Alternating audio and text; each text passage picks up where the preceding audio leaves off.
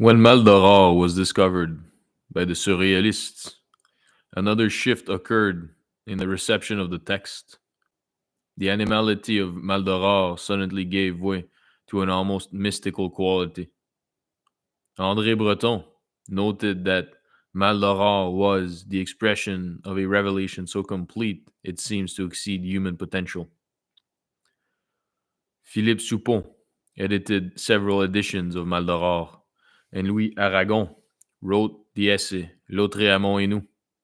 No doubt Breton, Soupeau, and Aragon were taken by the often surprising juxtapositions in the text, the most famous of which is the phrase beautiful as the chance meeting on a dissecting table of a sewing machine and an umbrella. Beautiful as the chance meeting on a dissecting table of a sewing machine and an umbrella. But Breton's comments point to another aspect of Maldoror, one that extends the animality of the text, and that it and that is that and that is its and that is its vigorous and persistent anti-humanism. While the Surrealists were unwavering critics of religion, they notoriously imported a whole host of mystical and occult themes into their works. Little surprise, then, that Maldoror, a text that would become part of the Surrealist canon, is frequently described in mystical terms. Breton evoked Lautréamont as that dazzling figure of a black light. Artaud lauded Maldoror for its almost mythical, perfect lucidity, an orgy of the collective unconscious, trespassing on individual consciousness. René Daumal asserted that Maldoror was nothing less than a holy war on humanity. These two views of Maldoror, as animality and as spirituality, often dovetail and become nearly indistinguishable from each other, resulting in what Gaston Bachelard referred to as the bliss of metamorphosis. Much of this is borne out by modern literary scholarship on Maldoror. There is the question of authorship. The real person, Isidore Ducasse, who uses the pen name Comte de Lautréamont, and about whom very little is known, except that he was born in Montevideo, Uruguay, in 1846, and that in 1870 he died under mysterious circumstances in his Parisian hotel room. Literary detectives have noted the similarity between the name Lautréamont and Latréaumont, a Gothic novel by Eugene Sue published in 1930. As for the title, Maldoror has often been compared to the French phrase mal d'aurore, or evil dawn, something that seems to be supported in one of the few surviving letters of Ducasse. Let me explain my situation to you.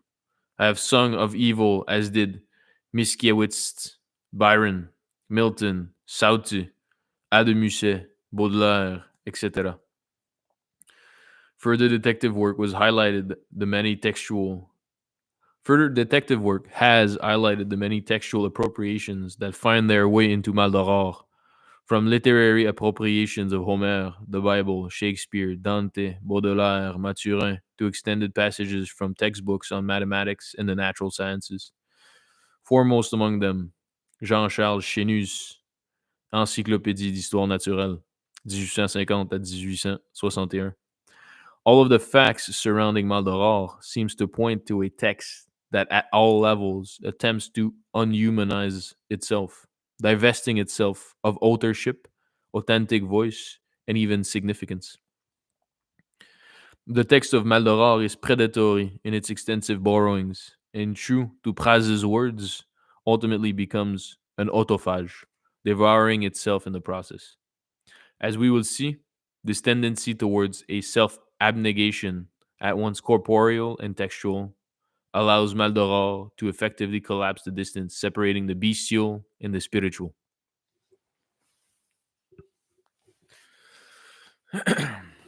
So we're talking about probably what is akin to animism in textual form, in the sense of reverting to the id or animality of the self, and then coming back to consciousness in a radically transformed way. Not necessarily non-conforming to the reality which is at hand, but potentially very different from the perspective of reality which one had before reverting or regressing back to an id state of consciousness. What is interesting is that Lautréamont proposes this idea that the conscious man can access and recount the zones of the id through textual representation, and which kind of gives us a way of maybe separating ourselves from the psychically influential aspects of the id.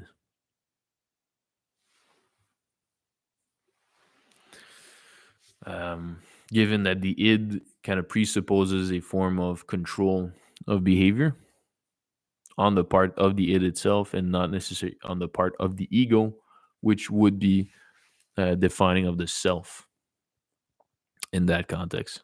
So the ego is, in fact, um, what gives you the capacity to say "I am me" in the context in which you are found.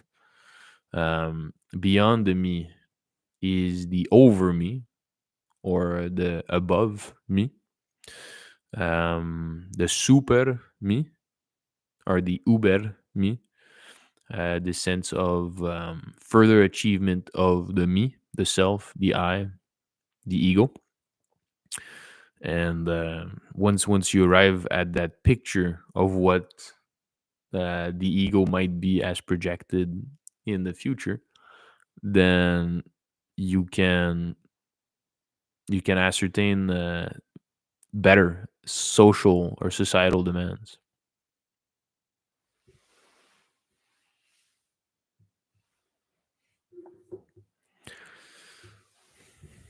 Um, it is not to say that social demands are in fact always based in the correct or proper apprehension of the superego, or the super egoist consciousness, um, since society often fails to do so, but nevertheless tries to have a form of holistic apprehension of the context, which becomes larger and larger and larger, give depending on the ruling aspect of it.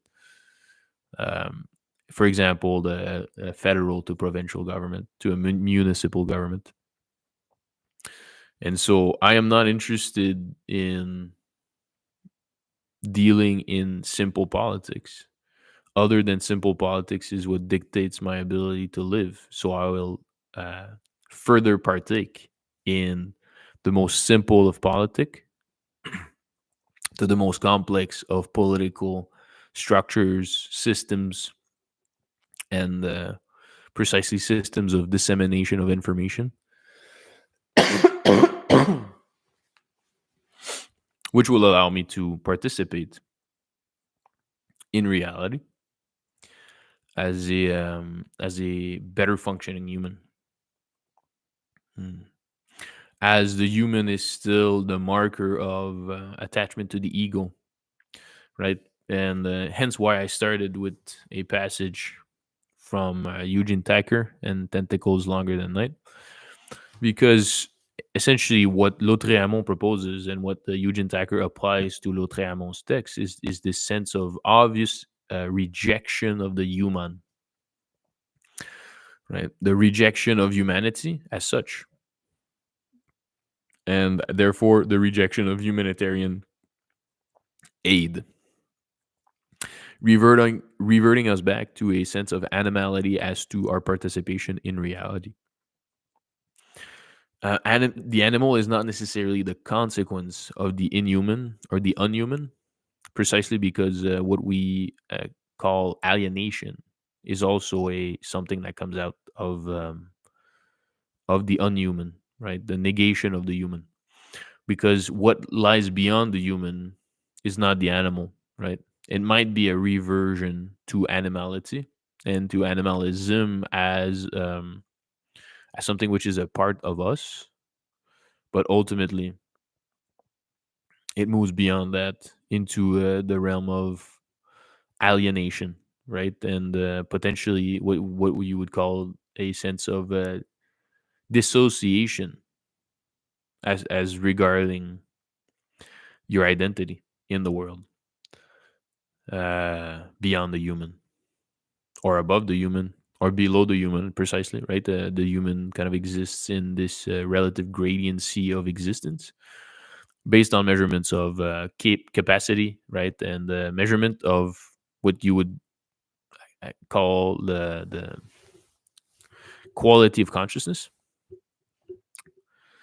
and maybe inherent quality of consciousness. Humans fall in such a gradiency, which for some humans, but let us give us more capacity to maybe embrace a diversification of identity identitary characterization, then yes, some beings have existed on this planet Earth which have rejected the sense of humanity as such and have accepted a form of existence which allows them to maintain existence, to maintain being without having to abide by nor believe in the precepts of humanity. And this is a I think to the very least an interesting consideration to make as regarding the reality which surrounds us and the reality that of the beings which surround us, right? The exact extent of our intellect is not representative of the human, right? If our intellect remains within the scope of the human, then we are not achieving a full synthesis of understanding of intellect as it exists in the universe, right? It's very anthropocentric. It is particularized and specified towards a specific type of being, which represents, quantitatively something very minute in the scope of the cosmos, talking about humanity. And so, if we are not willing to sublate humanity within the bigger context of intellect, which I think is a very reasonable claim to make by uh, by a lot of people. I just sense maybe a bit of potential dissent as to which intellect should be focused upon after having relinquished or accepted the sublatory position of the human intellect within the bigger scope of intellect itself. And I think points of relative contention could be created with what you would call the cosmic intellect or the universal intellect. And further distinctions between consciousness and intellect have to be made in regards to the idea that consciousness is more than just intellect applied. It's a form of logic of action as well. A logic which implies what the philosophers of the Enlightenment have arrived to call morality and ethicality. And before the Enlightenment, the Greek and the Hellenic period also arrived at conclusions about what is ethical and moral within the purview of your existence. So it's this edified zone of consciousness which is added onto what you would call maybe natural intellect, which brings you to participate in society, civilization, and in specific regional municipal, provincial, and national contexts in ways which will benefit, or if fundamentally in ways which will corroborate with the demands of that moral and ethical system, regardless of what that might be, or not regardless, but precisely because it is what it is, right? But I think I can leave it to you guys to go and fish out all the interesting and more prescient ethical and moral systems and essentially claims about existence, which would help you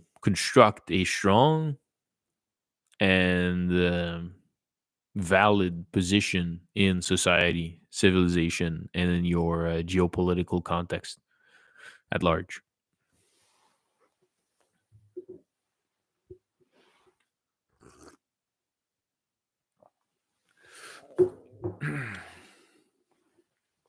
Some people say I work backwards when it comes to these concepts because they say, but no, but Christoph, you don't have to question it that extensively because we start at religion, right? We start with the belief, sorry, is intrinsic to our existence, which leads us to not have to question or even properly define in words the way of being. The way of being is something that you embody in and of itself, not that you rationally apprehend and then systematize and further define and further refine towards the what you would call the absolute, but ultimately because of because of its absolutivity, uh, becomes also ineffable or potentially what you would call inaccessible. But I think as people would argue that absolutism is in fact the consequentiality of material reality as it unfolds, regardless of your ideological presupposition onto it, which is what Hegel, I think, finalized his phenomenology of spirit with this idea of the concrete or absolute object of the idea, which finalizes ideology or the ideational process into a purely material and contingent process of participation in reality, material and spiritual, right? But the spirituality was in fact something which was after ascertainment and perception, something which was just another um, function or something which was just another, essentially like an axiom of comprehension within the basis of participation in reality, or within the precise mode of participation that Hegel would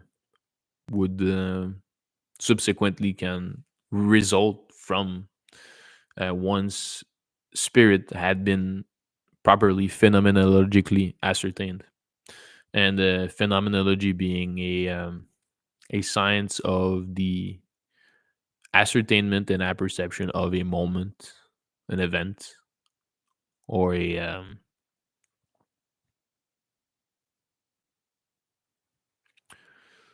just anything that's happening, right? So, but how do we do it in ways which corroborates the event in ways which still appears to be connected to that event in consequential ways or just in significant ways, right? Hence, the problem of signification is just about signing, right? The idea of saying what I'm looking for lies beyond the sign, lies beyond the perceivable, and yet there's still a sense in which it is accomplishable and attainable. So it's really it's essentially what you would call borderline personality disorder, at a very extreme rate of trust in the inherent sensuous and afterwards the rational apprehension of the spirit, right? uh, Whatever that means in a concrete sense or a material sense is something which still remains contentious. However, a lot of things have been said about the spirit, the soul, or the equivalent in form of understanding of relative energy found within the body, and the distribution of that energy within a body, which then culminates into the perception of a bodily function, for example, right? So like the reaffirmation that what we are is in fact bodily constituted and functions on certain exchanges of energy, which fundamentally positions you in reality in ways which then kind of gives you a better idea of how to interact with things which do not appear to your sense perception to be materially conditioned, like it's not matter, right? So there's forces, right? And these forces are not easily perceivable by the senses, although they are, right? And so when Hegel Pal or speaks of the spirit, he speaks of something which is hard to reach, but not impossible to sense, essentially, right? And in his hence the clear implication of essence and substance as being fundamental to the understanding of the concept of spirit. And so, regardless of if spirit is something that's subjectively instantiated and then therefore subjectively renders it subjective, right? Like in this in non-objective, or is essentially a form of objectivity which is relayed to less significance than what we would call the objective form of the spirit is or will be or already is and was something which is fluctuating, right? So the exact rate of change of spirit is fast, um meaning that whenever one moment in time, right, is spent ascertaining what you would call a spiritual event or just spirit in and of itself, or spirituality, or a specific instantiation of spiritual practice or tradition, then all these things can lead to a profound understanding of the spiritual, but in a very timely way, right? In the sense of, and once that perception is found, then the flux of the exact object of spirit will continue to dynamically shift, right? So that your mind needs to be essentially tracking the spirit.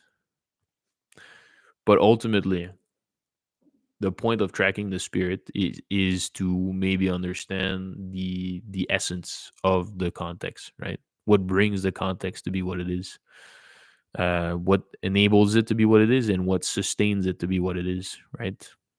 And this basis of sustainment, however many conservative want to pretend as if that basis is unshakable and formed on pillars which which are which are indestructible, or very well constructed, then at the end of the day I think that spirit lies beyond this simple status quo structure, and flies above, from its source, from its grounding, right? There's an interrelationship between the real pillars of institutions and organizations and the governments which instate the state of being as it is, and the spirit as it essentially intermediates this material reality of the institution and the pillars, and what lies above the potentiality of the world as it is instantiated. The spirit would be found as a intermediatory um, force, right? And so it's not materially tangled or it is, but in ways which relieves it from materiality in its function. And that is to say that some people might question the entirety of spirituality as a practice, as an endeavor, but ultimately, the practice of it remains a cogent and contingently observed by people who have seriously studied and um, tried to participate in the realm of spirituality.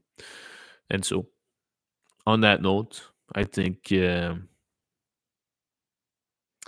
that'll be my first live for today.